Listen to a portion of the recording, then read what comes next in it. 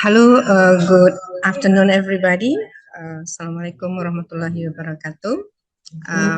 I'm Rina Marnita, is in charge as a moderator to guide the discussion this afternoon by the keynote speaker, Dr. David Stringer from Indiana University. Hello, good afternoon, Dr. Stringer. How are you this afternoon? I'm fine, thank you. Can you hear me? Yes, we can hear you very clearly. Wonderful. Well, good morning for me. Good afternoon for you. You just woke up? No, I've been awake for a little while. I have my coffee. Okay, and you drink first your coffee first. Okay, it's really Selamat very sore. nice to have you here with us. Yeah, we have been waiting for you, but we know because of the difference of time, so we have to postpone your presentation till the afternoon. Yeah, right, audience.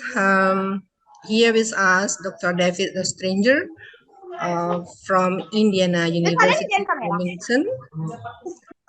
He is an associate professor in second language studies, Indiana University. He is also a director of undergraduate studies in second language studies. So I think it's better to let Dr. Stringers to start the presentation, and time is here. Okay, well, thank you so much for such a kind introduction. I would like to thank Handoko for inviting me today. It's a great honor to be able to meet your very productive research community. I have the impression from your university website and from the journal that you produce that there are many very interesting people doing fascinating research in where you are in Padang. So I really first I wanted to express my thanks and my gratitude for your invitation, very kind invitation. So Selamat sore, or Salamaik sore, because we're in Padang. Just a few words about myself. So I'm in the Department of Second Language Studies at Indiana University. Many people wonder what is second language studies. So most of my colleagues do applied linguistics, studying learners in the language classroom. But I, in recent years, have focused on bilingualism outside the language classroom. I'm interested in bilingualism in post-colonial environments. I think most bilingualism that we see in the world happens not in the classroom, but in big cities all over the world and in post-colonial environments where many people are forced to stop speaking their traditional language, and they're forced to speak a language which is either colonial or a language of a larger government. So this is something that interests me a lot. And in the last 7 years, I've focused most of my research specifically on the relations between language and ecology. I'm interested in how ecological knowledge is encoded in endangered languages. So that is the source of this talk, of this investigation. So today I would like to look at how beliefs about souls and spirits in nature are reflected in language, and how a full recognition of this can actually help in promoting environmental legislation, environmental law. So since the year 2008, various countries have made new laws. They've enacted legislation granting personhood, the status of being a person, to either nature in general or to natural entities. And this is by analogy with corporate personhood in law, the idea that a corporation can be considered a person legally. So this project that I'm going to talk about today examines the linguistic underpinnings of personhood in communities around the world, seeking rights for nature, rights for sentient landscapes. So I realize that many people today are second language learners of English. And if there is a word, if there's vocabulary that might be a little bit difficult, please don't worry, and you can ask me at the end of the talk to clarify anything that I mean. So the word sentient means able to perceive or to feel. That's what it means. So the idea of a sentient landscape is the idea that the landscape itself can feel or perceive something. So in English, when we talk of a forest, we say that a forest is a thing. And the pronoun is it. The it is a beautiful forest. We don't say he is a beautiful forest or she is a beautiful forest. But in many languages, a forest would be an animate thing. It would be something alive, and it would have the status of a personhood because it is perceived as being sentient. Okay, now the idea is that when you're making a legal case for a sentient landscape, you can use language as evidence for the fact that people who live there treat the natural entity as a person and not a thing. So, for example, this is a picture of a forest in New Zealand, which is also a spirit. It's a soul. This forest is, in fact, the ancestor of the people who live there. This is Te Urewera. And actually, in New Zealand, in 2014, this forest was granted the right to be represented in court.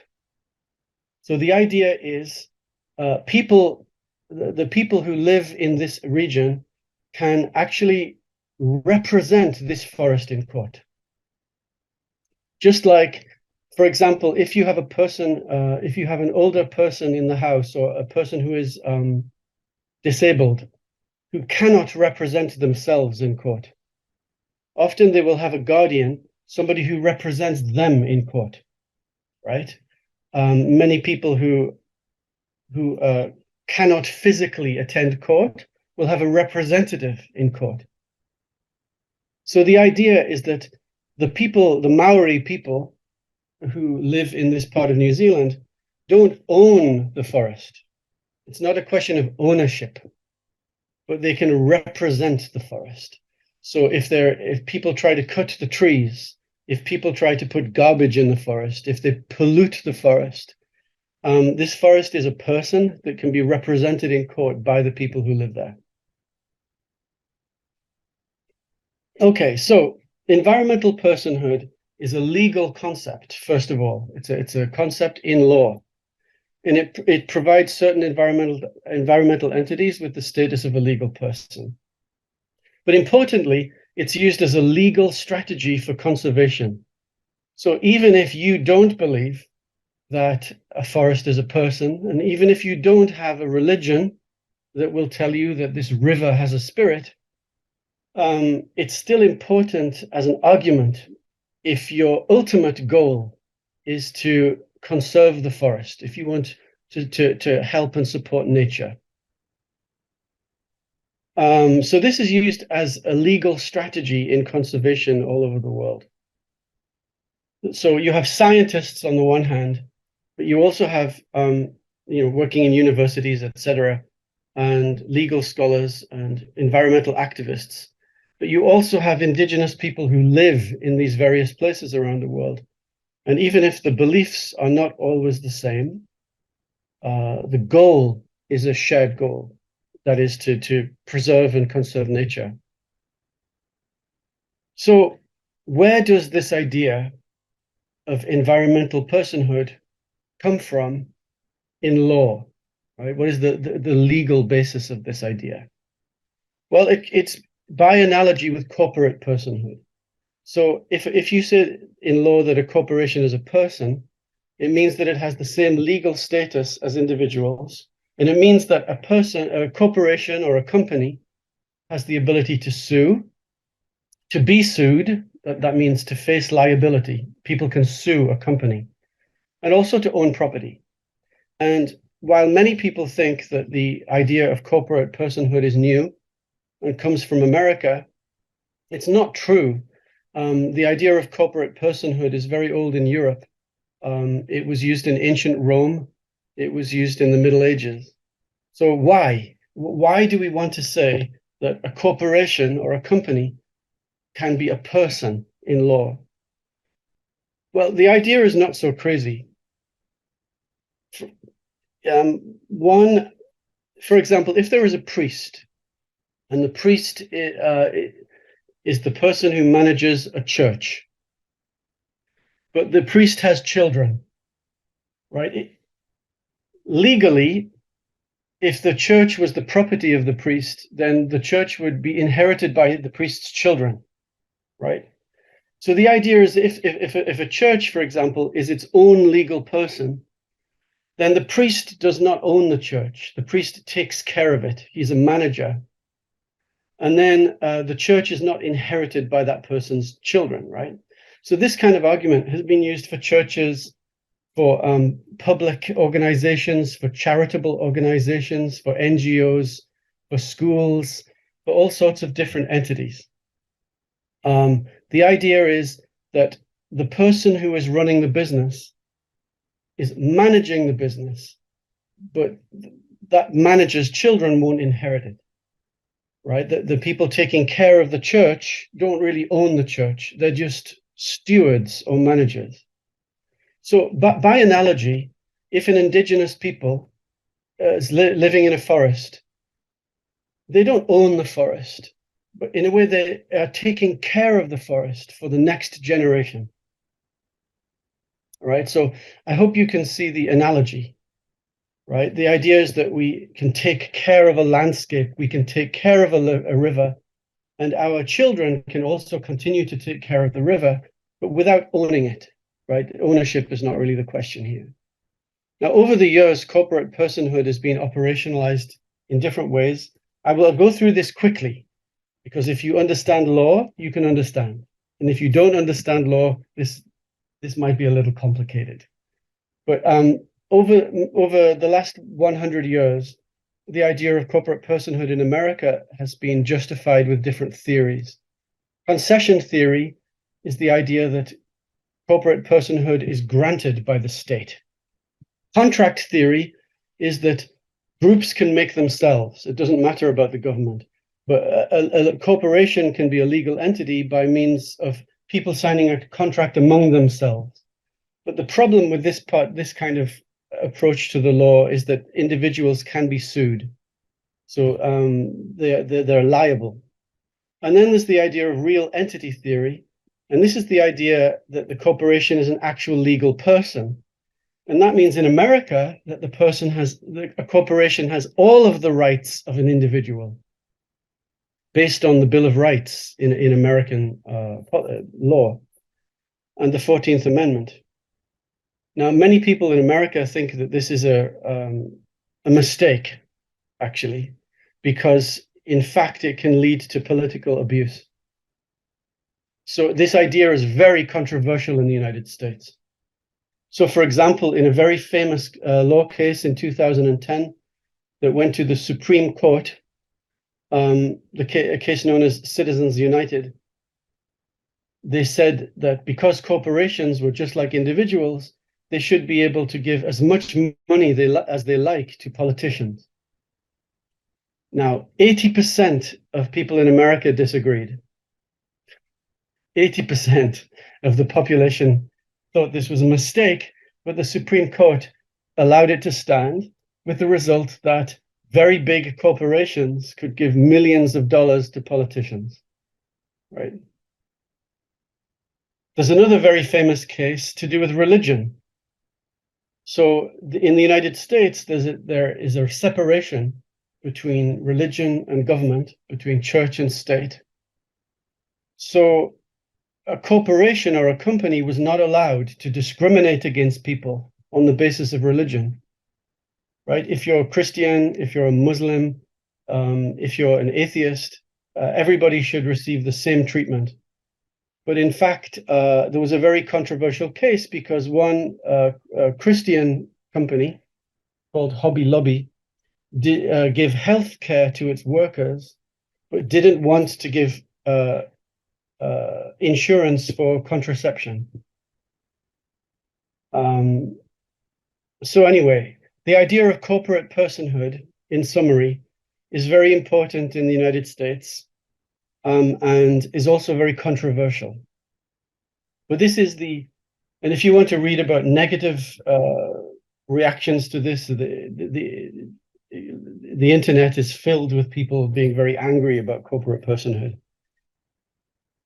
But an important thing why am I talking about this now? Well, I'm talking about this now because in America, most people don't understand corporate personhood.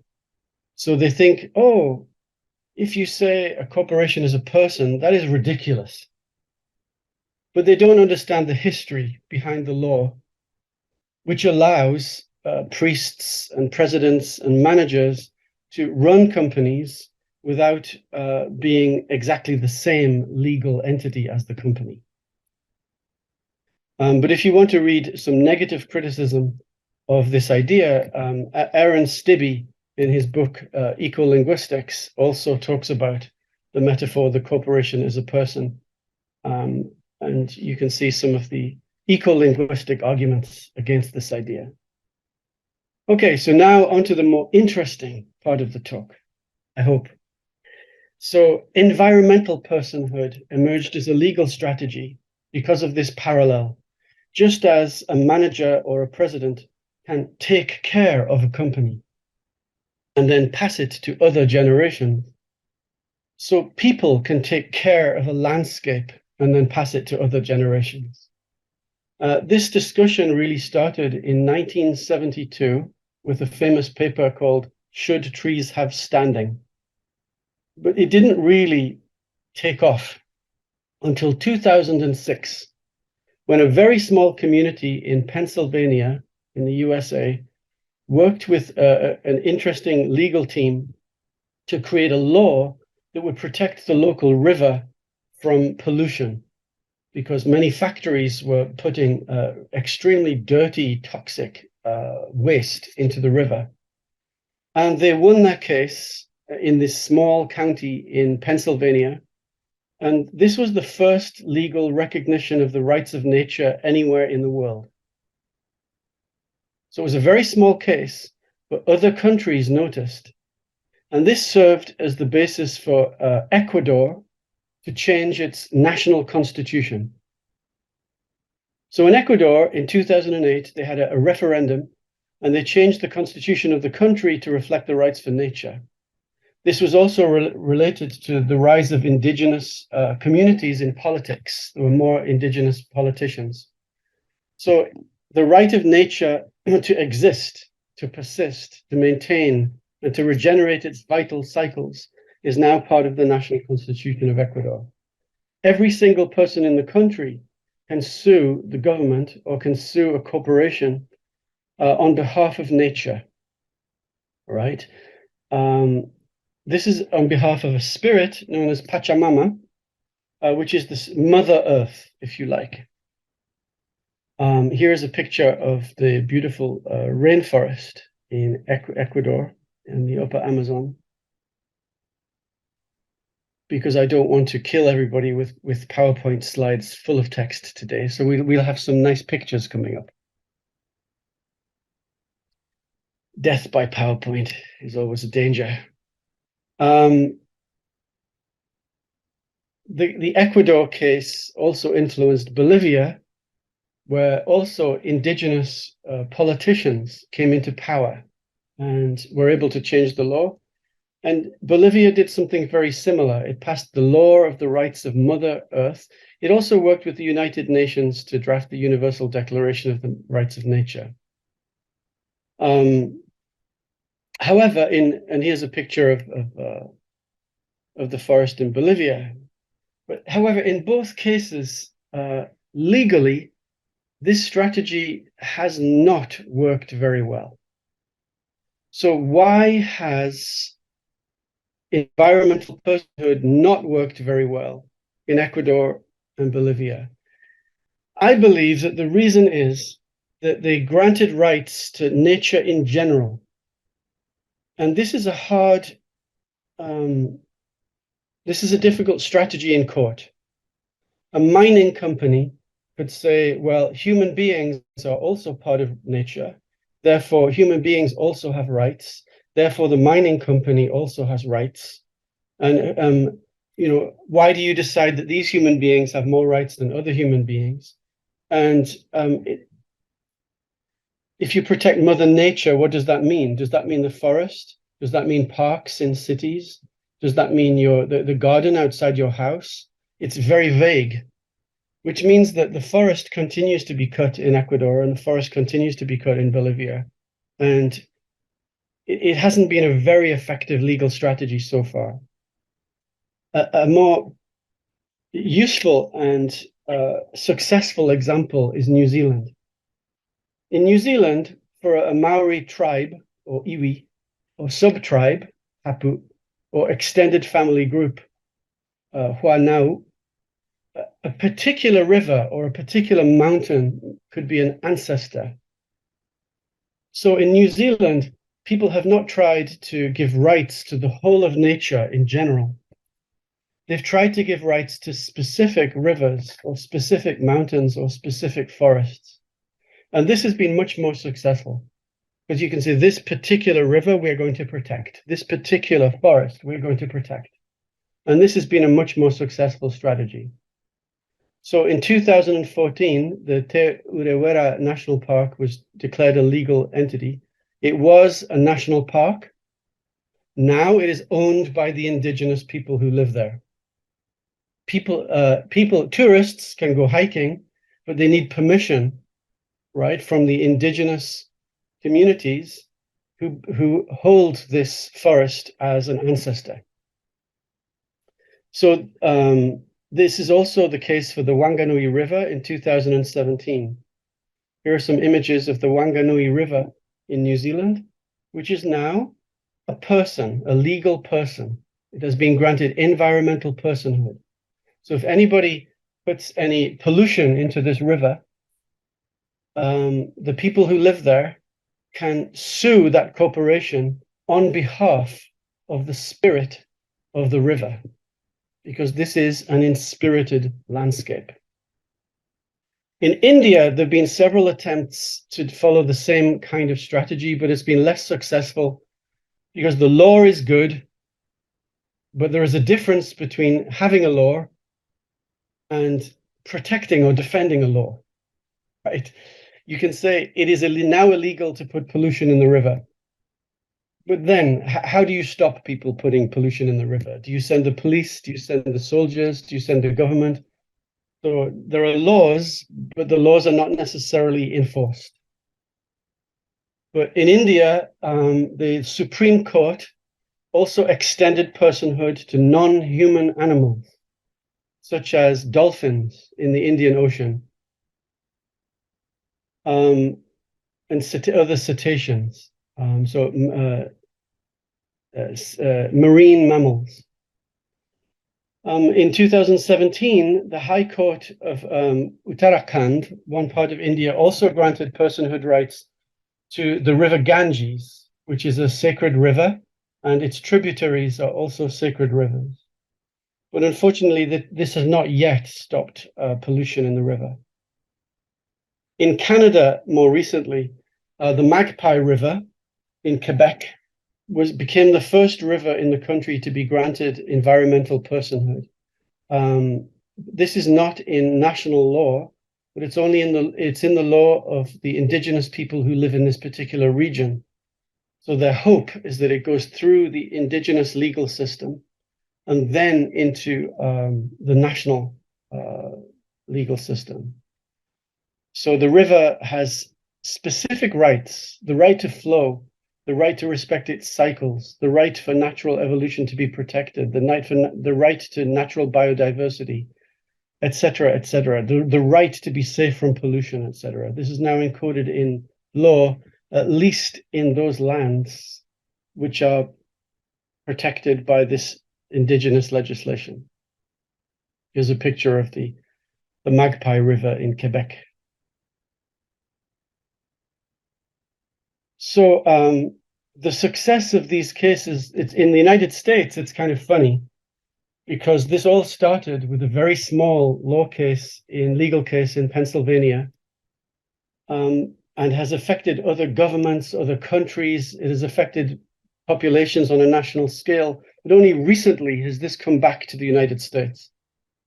So, and again, the people who are leading the progressive change are Indigenous people. So in 2018, the White Earth Nation in Minnesota passed a law recognizing the soul or the spirit of sacred wild rice. And the rice itself has inherent legal rights, the Manumin sacred wild rice. And in 2021, 2 years ago, they sued the Minnesota Department of Natural Resources on behalf of the rice, as representatives of the spirit of the rice, because a proposed gas pipeline was going to be built through the natural wild rice, violating its right to exist and flourish. In 2022, last year, the Sauk-Suiattle tribe, who gave their name to the city of Seattle, they sued the city of Seattle on behalf of the salmon, on behalf of the spirits of the salmon, because they believe that the salmon is a very special, sacred being, and the souls of the salmon need to come up the river. And the dams in the river are preventing this migration. They're a violation of the inherent rights of the fish to exist, to flourish, to regenerate, and evolve. Here are some pictures of the wild rice and also the salmon leaping upstream.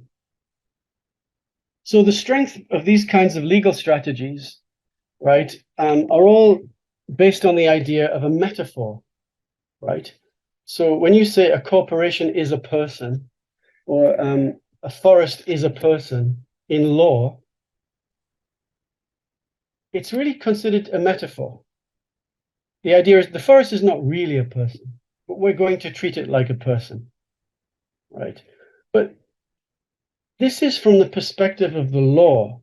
This is not from the perspective of many Indigenous people, because for many Indigenous people, it's actually true. It's not just a metaphor. The forest is a person. The river is a person. The rice is a person. The salmon is a person, right? Personhood can extend beyond the human for many people. So for many Indigenous people around the world, sentient landscapes are more than just, a legalistic concept. Also, non-human personhood is not metaphorical. So in other words, we've inherited a lot of assumptions following colonization of most parts of the world. And I would argue that we need to decolonize our ideas. We need to decolonize many of our assumptions.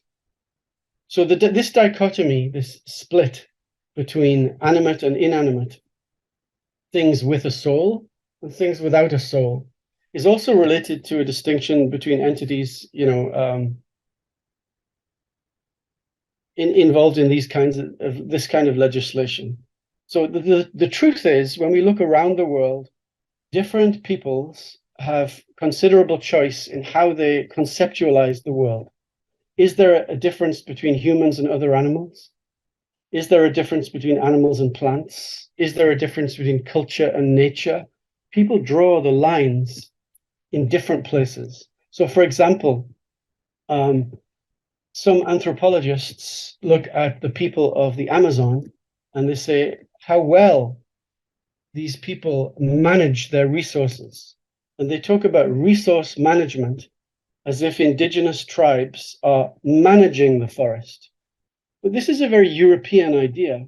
In fact, the Tucano people in Colombia don't really manage nature. They actually think that animals and plants have psychology. They have souls and they have minds.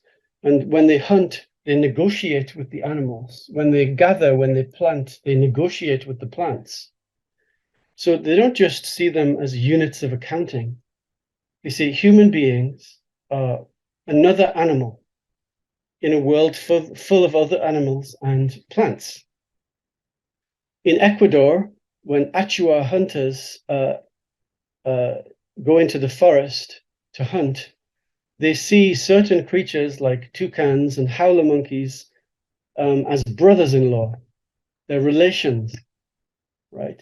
And there are rules that govern this kind of hunting. In the same tribe, Achua women talk to their plants in a special language, and it's the same language they use for children, right? So there's a mother-child language which they also use for plants. In New Guinea, people consider cassowaries as related to human beings. Here's a picture of a cassowary. This is a very big bird. It could kill you with its feet. It's a very strong bird. If they go hunting for a cassowary in New Guinea, then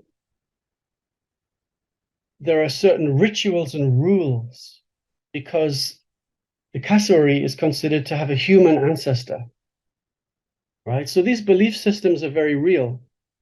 In Mali, in Africa, Dogon healers consult trees to talk to the trees about their knowledge of the forest. This is a kapok tree. Kapok trees are believed to have conversations with other trees in the forest.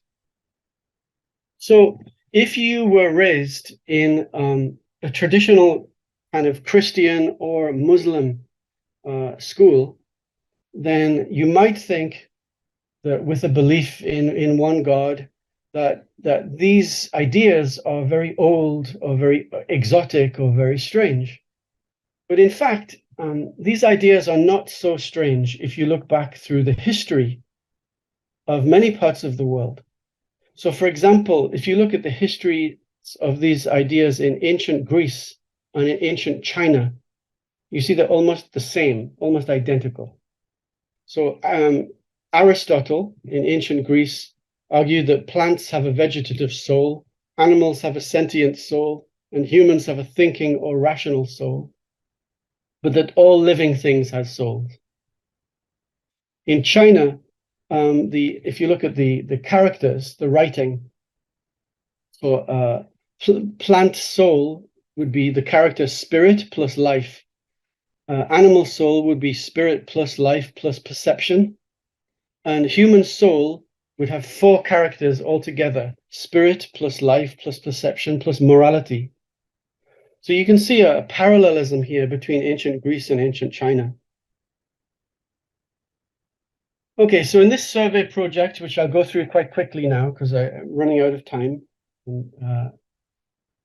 I was working together with 2 of my students at Indiana University to look across the world's languages and do a typological survey, because I realized that in environmental law and environmental legislation, people don't really consider indigenous beliefs in terms of how they are expressed in language, right? So a lawyer can say, oh, this tribe doesn't really believe that.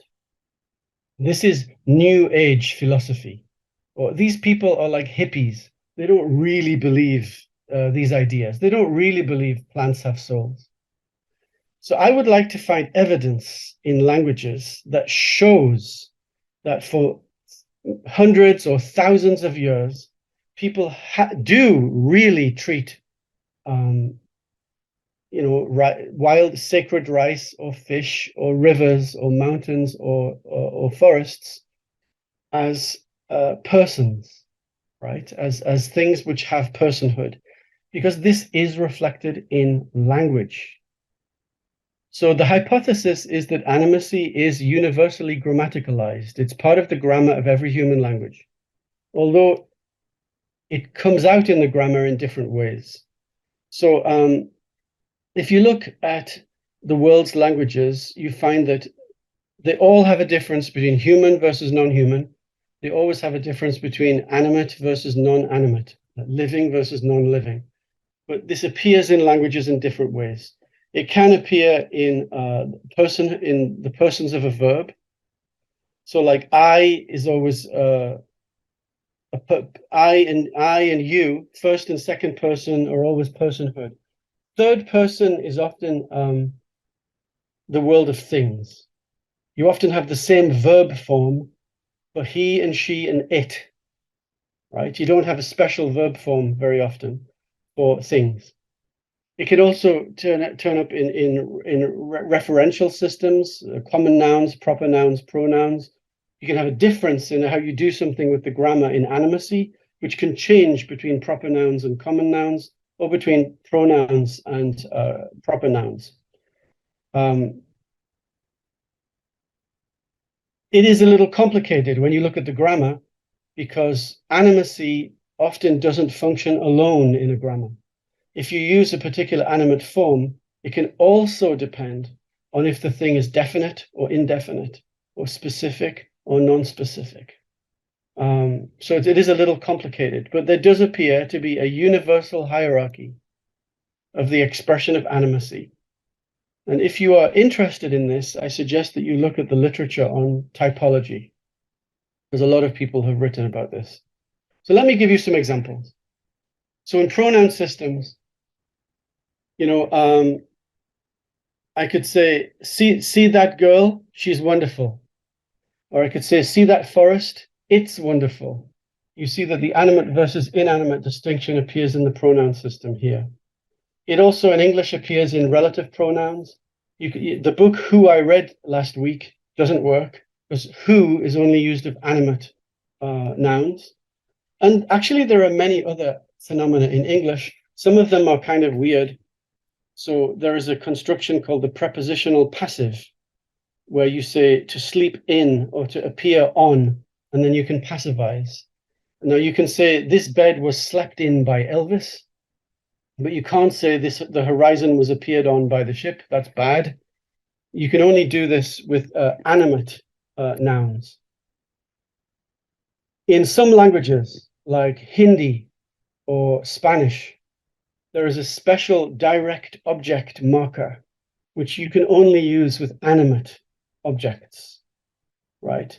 So in Spanish, if you say, I saw Maria, or I saw the television, then I saw Maria, you have this little word ah, which will appear before the direct object to show that it's animate. And in Hindi, it's the same thing, but with ko. Sometimes there is a number distinction. So sometimes you only have a plural morpheme on noun phrases which are higher in animacy. This works in a language such as Takelma. One of my favorite examples in the world is the language Diné or Navajo, which is an indigenous language spoken in the United States. Here, word order is very interesting. It's not subject, verb, object, or subject, object, verb. The word order depends on relations of animacy. Everything in the world has a place on a cosmic ladder, if you like, a cosmic chain of being. So humans come before bears, come before cats, before ants, before the wind, before trees, before abstractions. So something which is higher in terms of the nature of its soul must come first, come earlier in the sentence. So you can't say the water killed the boy. You have to say the boy, the water killed, right? You can't say the donkey or the mule bit the boy. You have to say the boy, the mule bit. So every time you make a sentence in Diné or Navajo, you have to have in your mind the relation of souls in this cosmic ladder of animacy. Southern Tiwa is another example of a language that shows differences in animacy, but this time it's in between persons of the verb. So you can't say the man saw me. You have to say me, the man saw, right? And there are many other examples. So onto the discussion. If we put all of this linguistic evidence from many different languages together, we find that all human languages have linguistic reflections of animacy and personhood. Therefore, I would like to argue that in a country or in a community that is trying to argue for environmental personhood, you also use linguistic evidence. Linguistic encoding reveals deep-seated beliefs in sentient landscapes for many communities around the world. Now, this is a very important argument against lawyers who think that indigenous people just have a romantic view of nature or a hippie view of nature. The linguistic evidence can prove that, in fact, for hundreds or thousands of years, people have seen that this river actually has a spirit, that this forest actually has a spirit, that these animals actually have souls. We sometimes call the relationship between Enspirited landscape and politics as cosmopolitics. So if you would like to look this up on the internet, cosmopolitics is the ability of landscapes to act upon people, to have spirits that interact with humans. And it challenges Western perceptions of personhood, I think, and the idea that culture has power over nature.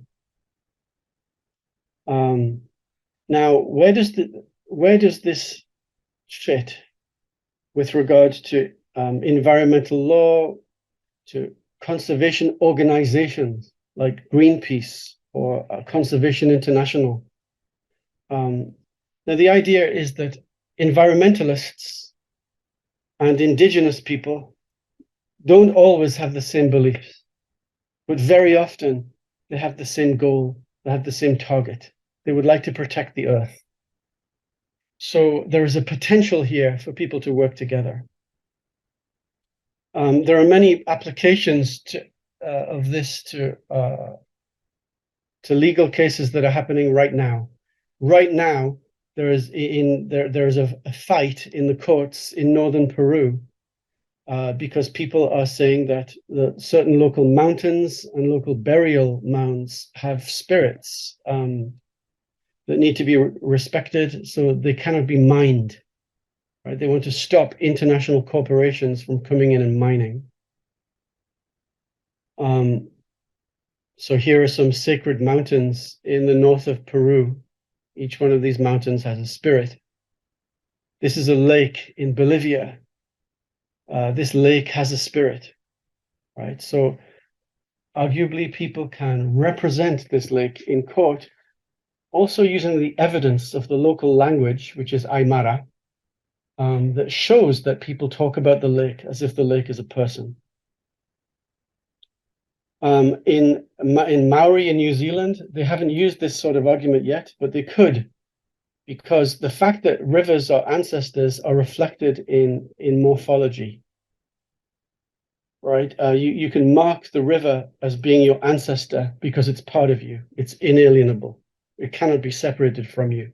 And this is marked in the grammar. In Tibet, in southwest China,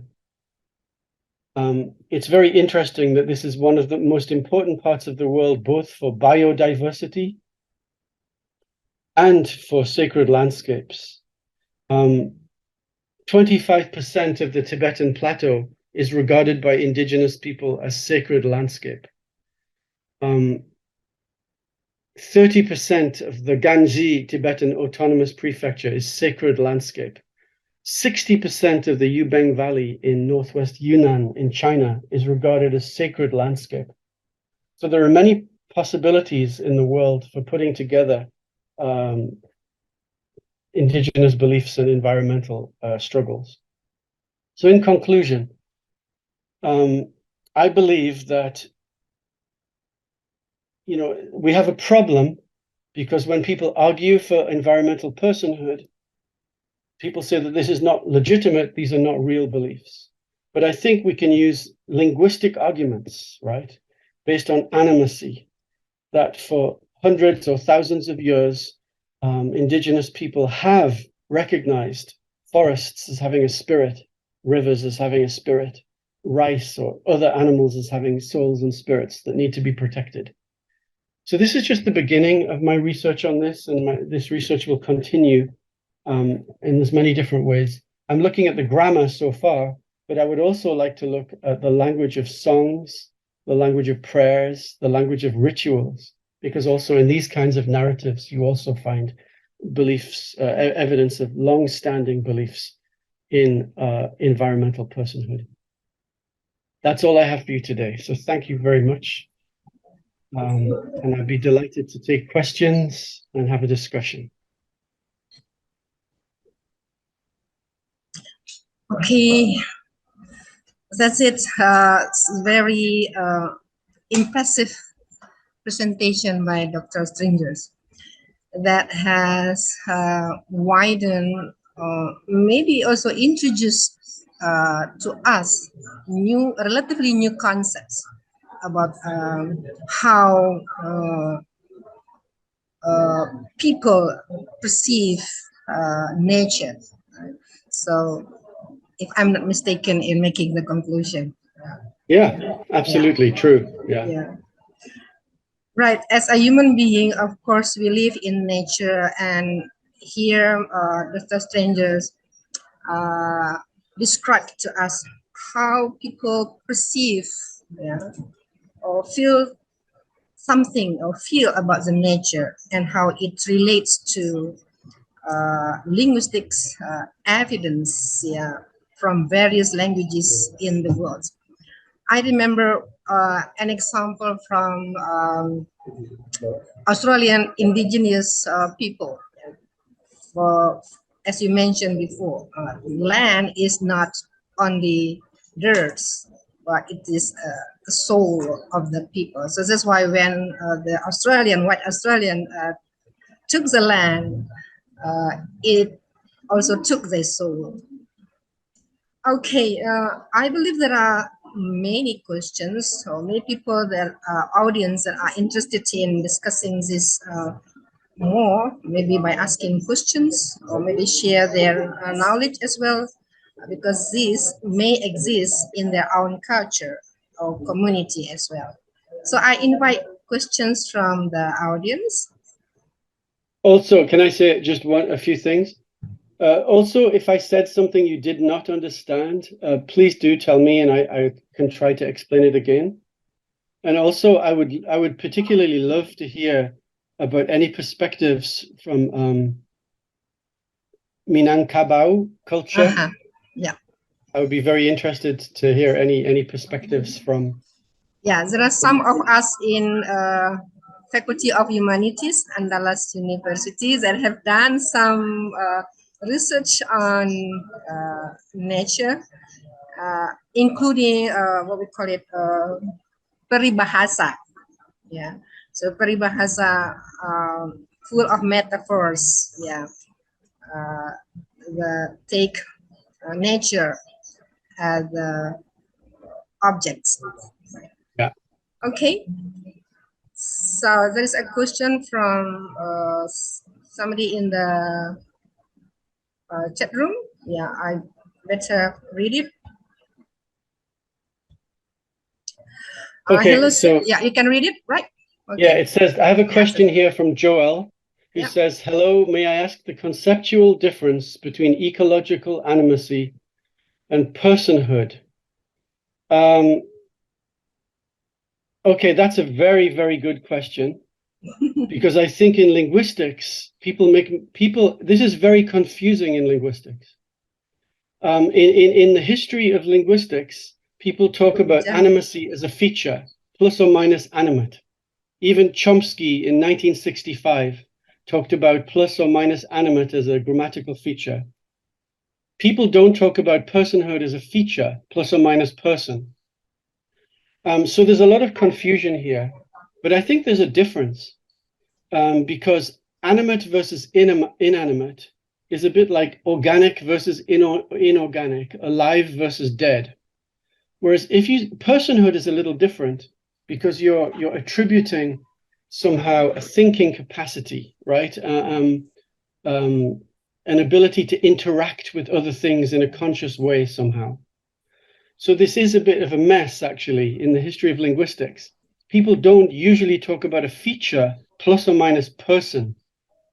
But actually, when I look at the grammar, I think we need a separate linguistic syntactic feature, plus or minus person separate from plus or minus animate.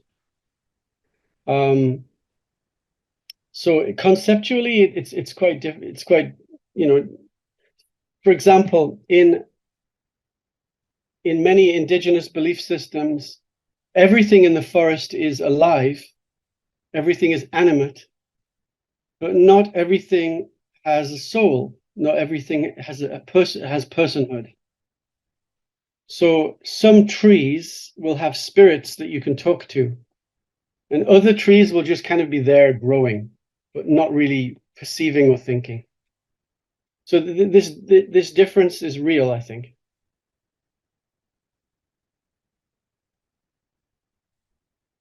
Yes, I think it has to do with sentience. I think that's correct. Although it's also difficult to define sentience, because even single-celled creatures can, even an amoeba can move away from a stimulus it doesn't like. You know, so sentience we're getting we were forced to leave linguistics and move into philosophy. Let me give you and I don't think science understands. So, for example, scientists recently were testing some medicines. I think it's called lidocaine, which is a medicine that people give to patients before an operation. If you give somebody this medicine, they fall asleep, and then the doctors can operate, and then they wake up, right? So this is a medicine that shuts down human consciousness so that you sleep. But recently they were giving this medicine to plants to see how plants would react. But that's a strange idea, right? Because plants don't have consciousness, right? Except when they give it to plants like a Venus flycatcher. You know that this plant, it has like teeth. If a fly goes in the plant, it can eat the fly. But they give this medicine, the lidocaine, to the Venus flycatchers, and they didn't care about the flies anymore. It's like the plant fell asleep. And then when the drug wore off, the plant kind of woke up and then started eating the flies, right? But how does that make any sense, right? The plant doesn't have a brain. How can the plant be conscious? The thing is, science also does not know the answer between where is the line between conscious and unconscious, person and non-person. We don't. This is something that we have to continue thinking about, I think.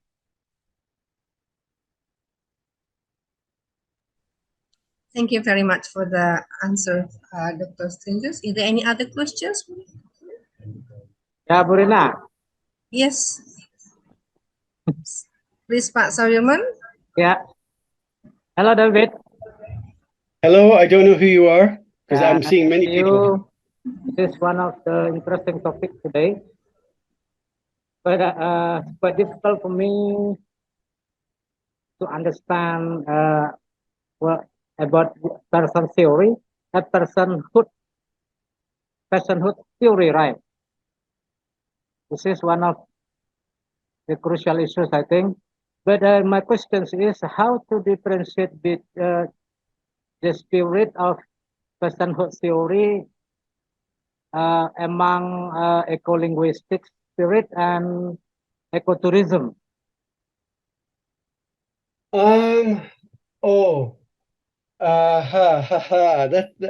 Okay. I'm very interested in the idea of ecotourism. This can be very good and it can be very bad. If you look around the world, this has been used and it has been abused.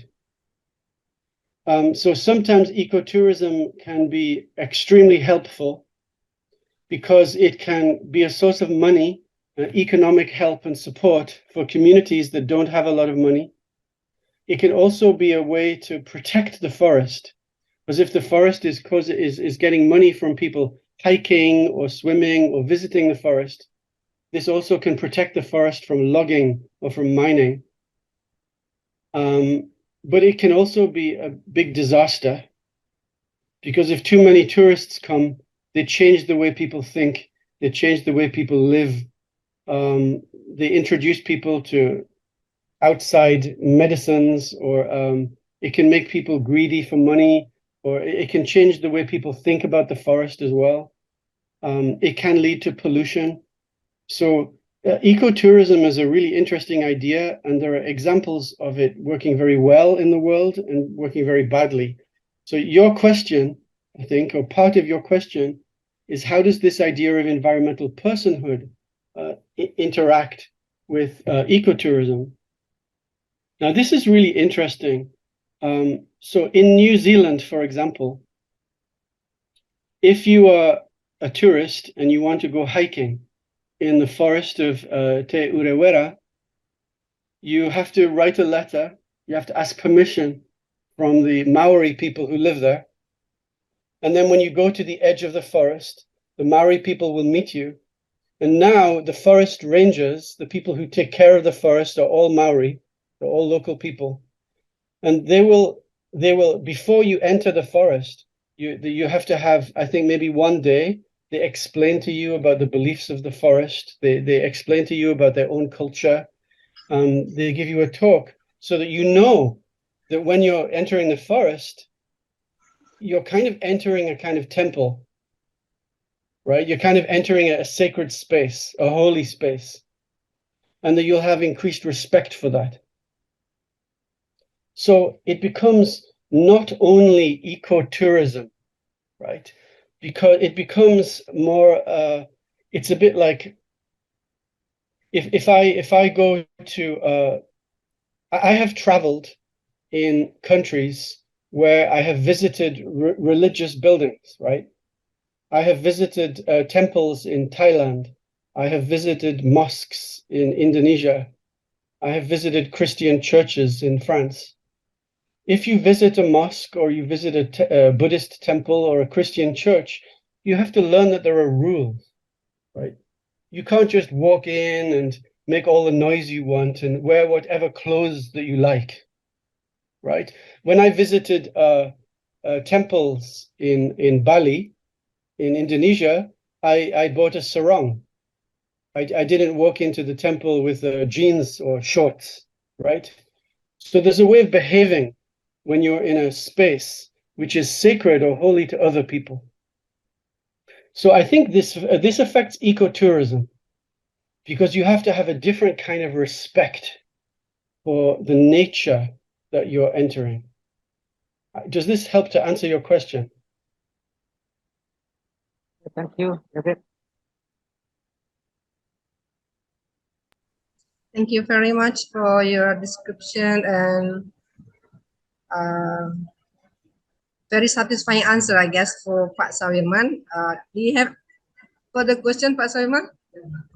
Yeah, I'm sorry, Dr. Strangers. It's quite hard to hear your voice because of a heavy rain in here. But we try to do our best for there is a question in the chat. Yeah, so please directly answer the questions. Okay, let me read this question. There is a question here from Handoko. Yeah, it is. And he asks, how do you see the regulation of standardized language? For example, in Indonesia, we're required to use standardized language, Bahasa Indonesia, which makes local languages yet less used. In fact, the local language is full of ecological wisdom. Missing the local language means we lost the wisdom. Exactly. I agree 100%. 100%. I completely agree. So people often think that if you translate from one language to another, it doesn't matter. There's a name for a tree in one language, You use the name for the tree in a different language, it doesn't matter. It refers to the same tree. It's okay, Rina. But this is not true. Why? Because names have meaning. The meaning is not just the reference. Meaning does not equal reference, right? Reference is the thing in the world that the word points to. But meaning has sense and reference. The sense is the meaning with regard to other words in the same system. So, for example, there is a plant that grows in my home country, England, called foxglove. Foxglove is a very beautiful kind of flower. It's called Digitalis purpurea, is the Latin name. It's a traditional medicine. It's very good for the heart, but it's also a poison, right? Because as we know, many medicines are poisons, right? It's a question of how much you take. So does it matter that the name of this plant is foxglove? Well, if you go around my country, you have different dialects, right? And in different dialects, the plant has different names. It's sometimes called foxglove, sometimes called fairy fingers, like the fingers of fairies. It's also called dead men's bells, right? Sometimes the name will tell you about the poison, about the toxicity. Sometimes the name will tell you about the medicine, like it's a fairy plant, right? Sometimes the name will tell you about the mysterious nature. So a fox is a spirit animal, in ancient times. But the folk name, the old name, give you information about the plant or about the animal. So it's not just indigenous wisdom in the grammar, it's also indigenous wisdom in the vocabulary, in the naming systems. Also, very often, if you move from a language like, if you move from Minangkabau to Bahasa Indonesia, for example, you find that in the local forest, people tell me that the forest near Padang is very beautiful. And I believe it. I'm sure that there are things, there are animals, plants, insects, mushrooms in this forest where in Minangkabau there are many names. But in Bahasa Indonesia, there'll only be one name, or maybe two, right? So there'll be a richness that is lost. So let me give you an example from another country. In Brazil, in the Amazon, there is a community called the Kayapo. Kayapo people have 56 different names for bee. You know, a bee, like a honeybee, kind of bee. They have 56 different names for bee. Now, those names tell you information. The name of the bee, like, let me give you another example. Where I live in America, I live in Indiana, there is a bee called a carpenter bee. Why is it called a carpenter bee? Because it drills holes in wood, right? And so it's very easy to remember. It's called a carpenter bee. It likes to make holes in wood. So in Kayapo, there are 56 names for different bees. The name tells you if this is a bee which is good for honey, if it's a dangerous bee with a dangerous sting, if it doesn't have a sting. There are names that tell you about the architecture of the nest that the bee builds. It tells you about the geometry of the entrance of the nest.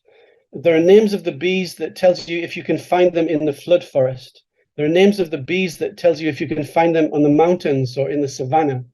There are names of the bees that tell you the quality of the wax or the quality of the resin, because people use bee wax and bee resin for architecture or for clothes or for headdresses, right?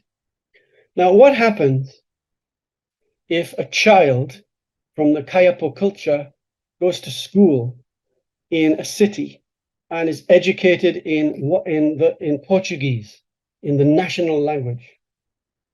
then the child will learn one word for bee, abelha, and that's it. So 56 different words for bee becomes one word for bee.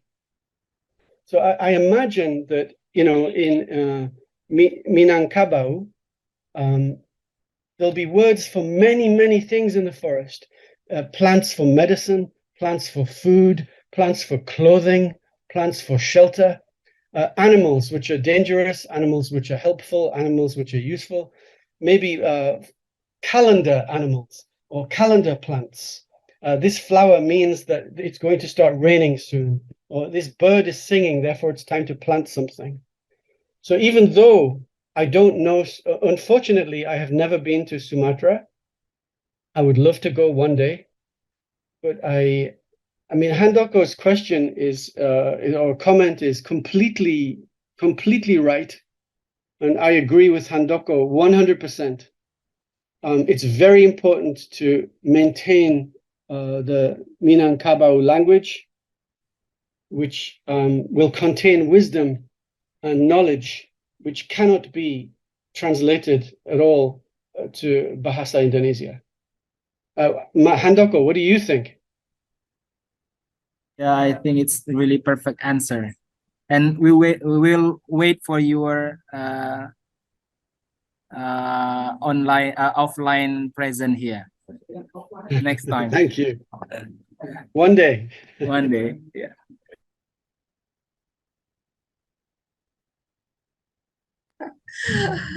I think this is a really interesting topic to discuss.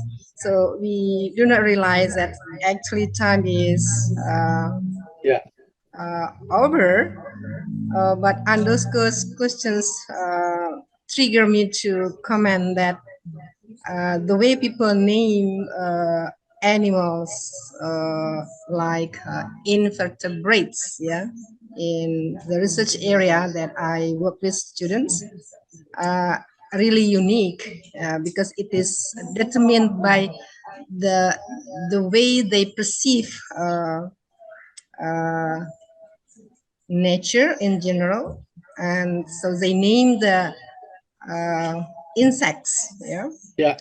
based on not only five senses but also by the behavior Yes. of the insects. Yeah. Some insect, one insect is named for example, sirangka, as crawling because it always crawls. Yeah. And one is named undua undua because it always move backward. Yeah. Something like that. Yeah. So it's really interesting. So I believe that there are still some questions from the audience, but I'm afraid the time is time limits us for this time. Yeah, hopefully we can. Yeah, you want to say something for conclusion? Just quickly, if there are many people here today, and if somebody has a question, but you feel too shy, or if somebody has a question and we have no time, please feel free to write to me directly. Thank you very much for your kindness. Don't be shy about sending me an email. I'll be very happy to hear from everybody, and especially if you're a student, please don't be. If you're a student, please don't feel shy about sending me an email. I'll be very happy to talk to you. For sure, I will. The first person, I guess, who will contact you. Okay, thank you very much, Dr. David Stringer. Forgive me if I do not pronounce your names correctly. It's a stringer. Stringer. Like string, like piece of string. I'll tell you where my name comes from. You know when you make a bow and arrow for hunting? Yeah. A string, a bow has a string. So my ancestors were the people who put the strings on the bows. I see. So the base word is string, right? String, yeah. Okay, thank you very much. Well, audience, we come to the end of the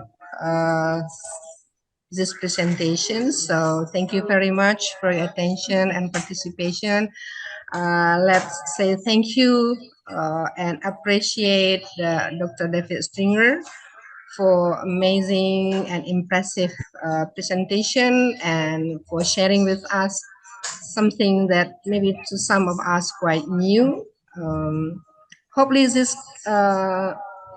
trigger us to do research on the relationship between language with nature in general. Yeah, there are some that can be done related to linguistic evidence in relation between language and nature. Right. I personally say thank you, and I say I end this by saying Assalamualaikum warahmatullahi wabarakatuh. Good afternoon.